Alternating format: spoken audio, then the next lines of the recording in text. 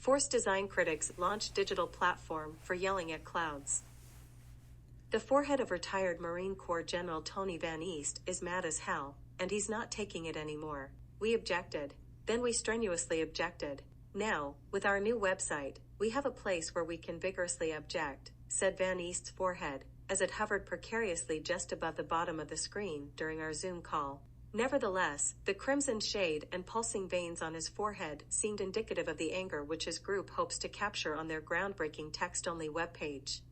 Why are Van East and his group angry? For the last 3 years, he and a group of retired Marines have waged a vigorous counter-campaign against Force Design 2030, the reform plan for the Marine Corps undertaken by General David Berger during his tenure as Commandant. Van East's group has argued that Berger's plan to replace every Marine with a fluffy cloud is unwise. A spokesperson for Berger stated that this is not, in fact, Force Design's plan. Van East's forehead disagrees. Fluffy clouds instead of Marines is not the right answer for second-century warfare, said the forehead. When our interviewer noted that this was the 21st century, Van East was nonplussed. What matters is that we make the Commandant listen to us. He told us no, and that needs to change. Unlike my whiny grandkids who I say no to all the time and then tell them to grow up and get over it, we're not children. Who is this group? They call themselves the Chowder II Society, both as a throwback to an earlier group of Marine reformers and as a nod to their warmed-over ideas and opaque membership. Van East's forehead noted that the Chowder Society has a broad membership of retired and strenuously concerned Marines.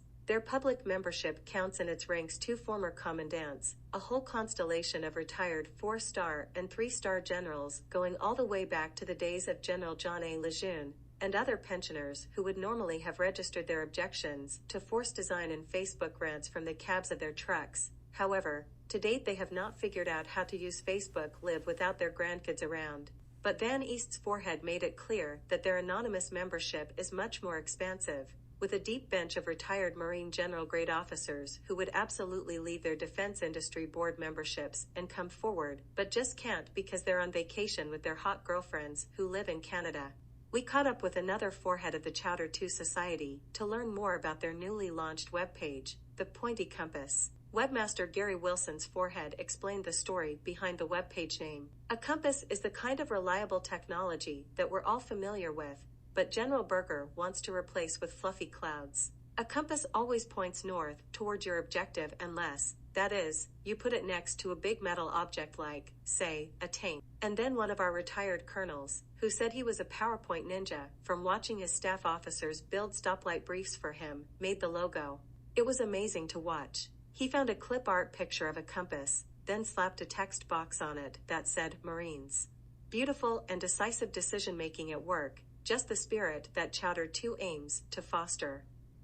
Wilson's forehead emphasized that their webpage name had a double meaning as well. The star of a compass has lots of points. We always say Marines are the pointy end of the spear. So, our compass has lots of points, which means lots of spears, which is exactly the kind of technology our Marines need for 12th century warfare. When we asked Wilson's forehead why his group felt the need to make its own webpage, he complained that Chowder II had been subjected to a shadow campaign of suppression. Publication after publication stopped printing our unsubstantiated allegations, gross generalizations, and straw men about fluffy clouds. Just because we wouldn't give citations for our allegations doesn't mean they're not true. Wilson's forehead said the breaking point came when even the Marine Corps Gazette refused to run their articles.